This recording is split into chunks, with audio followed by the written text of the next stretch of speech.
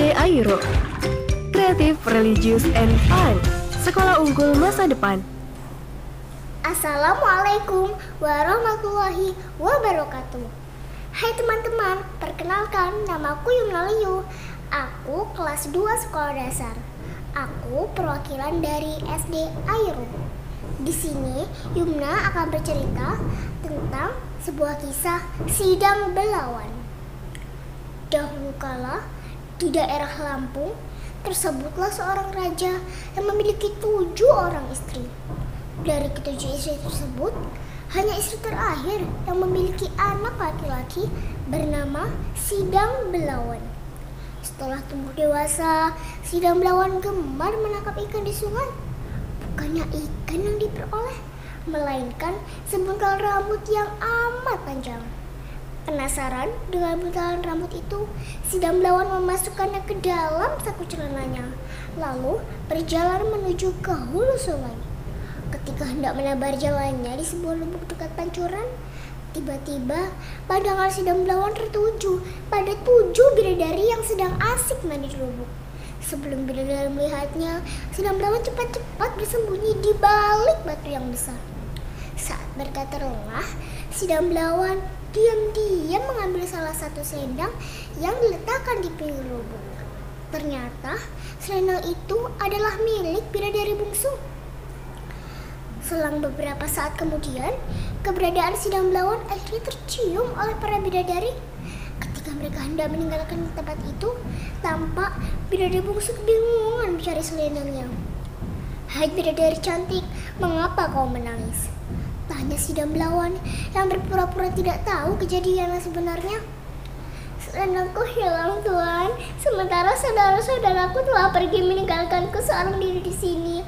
Aku tidak bisa lagi kembali ke negeriku di Kayangan," jawab bidadari bungsu dengan hati sedih. "Sudahlah, jangan bersedih. Barangkali sudah menjadi nasibmu berjodoh denganku," ucap Sidang Belawan. Bidadari bungsu hanya bisa termenung setelah berpikir bahwa dirinya tidak bisa lagi kembali ke Kayangan tanpa selendangnya. Ia pun menerima bujukan Sidang Belawan dan mereka kembali ke istana. Beberapa hari kemudian, pesta pernikahan Sidang Belawan dan bidadari bungsu dilangsungkan secara meriah. Namun, kebahagiaan mereka ternyata membawa duka bagi ke-6 istri ayahnya yang lain. Mereka semakin benci kepada Sidang Belawan. Bahkan, berbagai tipu daya mereka berhasil agar membujuk raja mengasingkan Sidang Belawan dan keluarganya keluar istana. Sejak saat itu, Sidang Belawan bersama istrinya tinggal di sebuah kampung. Kini, ia harus giat bekerja dengan bercocok tanam dan mencari ikan di sungai. Hasilnya pun cukup untuk memenuhi kebutuhan keluarganya. Bahkan, sebagian hasil panen tersebut disimpan di lumbung jika mendapat hasil yang lebih. Setahun kemudian, bidadari bungsu melahirkan seorang putra. Kehadiran buah hati itu semakin melengkapi kebahagiaan mereka. Suatu hari, bidadari bungsu hendak ke pasar untuk berbelanja kebutuhan sehari-hari.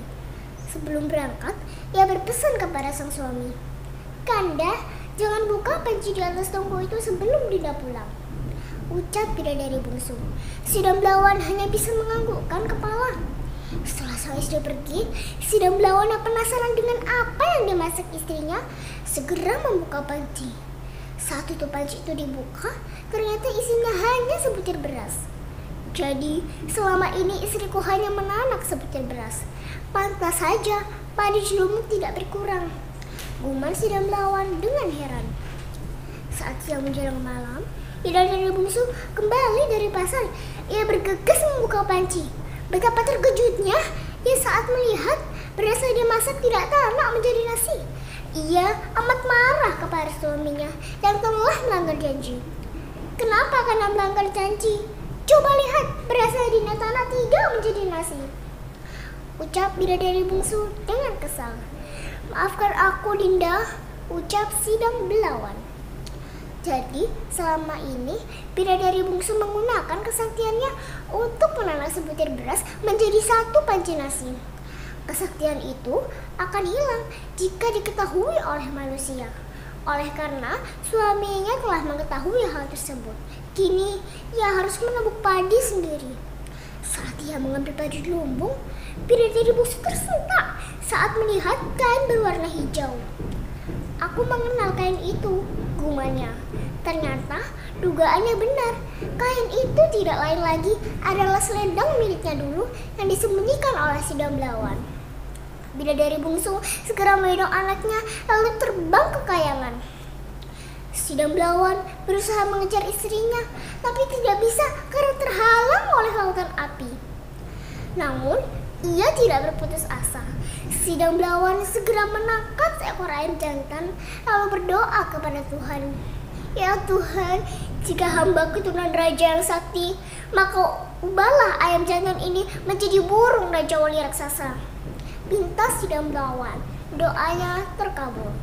Ayam jantan itu menjadi burung Raja Wali raksasa. Lalu si Damblawan mengikatkan tubuhnya pada Raja Wali agar tidak terjatuh saat Raja Wali membawanya terbang ke kayangan.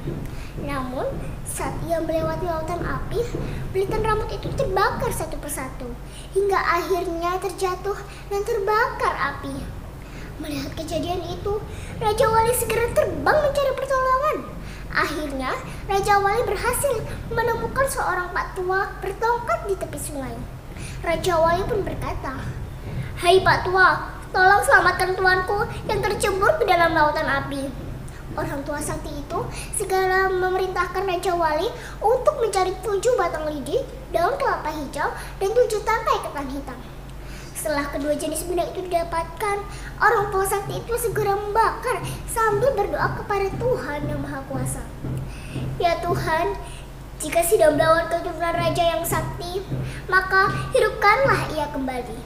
Perintah orang tua itu, doanya terkabulkan. Si Damblawan hidup kembali. Lalu orang tua sakti itu membakar 7 tangkai ketan hitam lalu berdoa kepada Tuhan. "Ya Tuhan, jika si Damblawan keturunan raja yang sakti, maka antarkanlah ia ke kayangan." Pinta orang tua itu kembali terkabulkan. Seketika itu, tubuh si Damblawan menghilang dan tiba-tiba muncul di kayangan. Di hadapannya kini berdiri 7 bidadari. Si Damblawan sangat bingung mengenali istrinya dari ketujuh bidadari tersebut karena bidadari itu dengan wajah dan gaya yang serupa. Bidadari pun datang. "Hai si Damblawan, jika mau mendapatkan istrimu, kau harus melalui ujian dari kami." Lalu ketujuh bidadari tersebut menghidangkan 3 jenis makanan untuk si Damblawan, di mana salah satunya telah diberi racun. Jika ia salah memilih, maka tamatlah riwayatnya. Saat ia memilih salah satu makanan dari ketiga makanan itu, si Damblawan didahului oleh seekor kucing. Ternyata kucing itu menyantap makanan yang beracun hingga akhirnya meninggal. Maka selamatlah si Damblawan dan ia pun dianggap lulus ujian pertama. Ujian kedua adalah yang harus dilalui oleh si Damblawan mengisi bak kosong yang berlubang hingga penuh. Namun si Damblawan segera ke sungai untuk mengambil air. Namun usahanya hanya sia-sia. Setiap kali bak itu diisi, bak itu akan kembali kosong. Namun saat ia mulai berputus asa, segerombolan belut datang menolongnya. Belut-belut tersebut menggosok-gosokkan badannya pada lubang bak hingga lendirnya menutupinya. Kau lulus ujian si Damblawan. Sebagai ujian terakhir adalah pilihlah salah satu dari kami yang kau yakini adalah istrimu. Si Damblawan sangat bingung karena ketujuh bidadari itu sangat serupa. Lalu kunang-kunang terbang menolongnya. "Hai si Damblawan, aku akan menolongmu. Bila aku hinggap di salah satu sanggul bidadari, berarti itulah istrimu." "Terima kasih kunang-kunang." Lalu kunang-kunang itu terbang lalu hinggap di sanggul bidadari yang di ujung paling kiri. Tanpa ragu, si Damblawan segera mendekatnya.